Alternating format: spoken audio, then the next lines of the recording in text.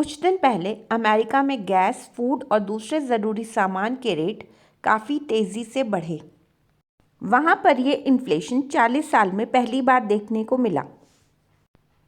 America की महंगाई India पर कैसे असर डालेगी, आओ इस वीडियो में समझते हैं। इन्फ्लेशन कंट्रोल करने के लिए किसी भी कंट्री का सेंट्रल बैंक लोगों की डिमांड कम करता है और ऐसा करने के लिए डेट यानी लोन के रेट बढ़ाए जाते हैं।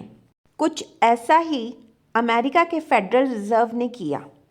इंटरेस्ट रेट सिर्फ लोगों के लोन्स पर ही नहीं बढ़े, बल्कि बॉन्ड्स यानी वो कर्जा जो सरकार लेती है उस पर भी रेट बढ़ गए।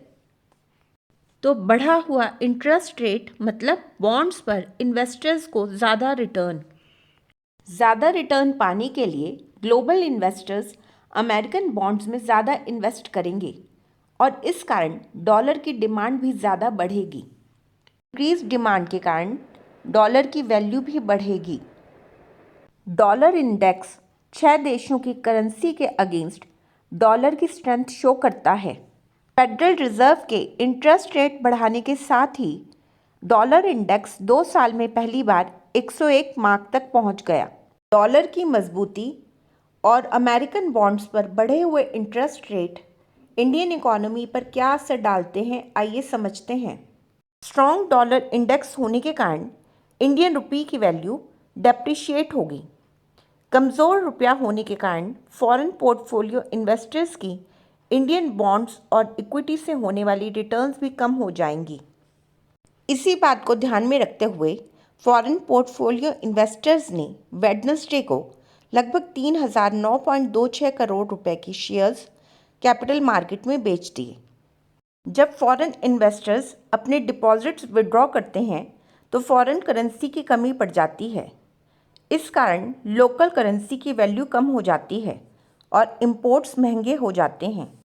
ऐसे ही कुछ रिजल्ट्स हमारे सामने भी आएंगे जब कच्चा तेल और दूसरी कमोडिटीज़ और महंगी हो जाएंगी और इसके कारण इंपोर्ट कॉस्ट बढ़ जाएगी। इसके अलावा ऑयल कंपनीज, ऑयल इंपोर्टर्स और ऑयल रिफाइनरीज के प्रॉफिट्स पर भी बुरा असर पड़ेगा।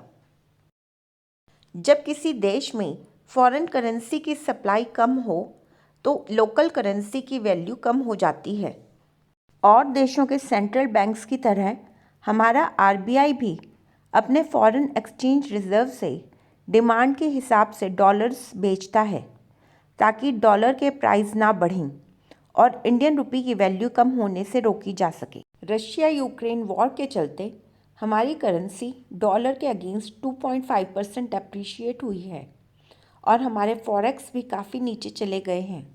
आरबीआई के लिए सिचुएशन काफ़ी चैलेंजिंग है क्योंकि हमारा फॉरेक्स कम हो रहा है।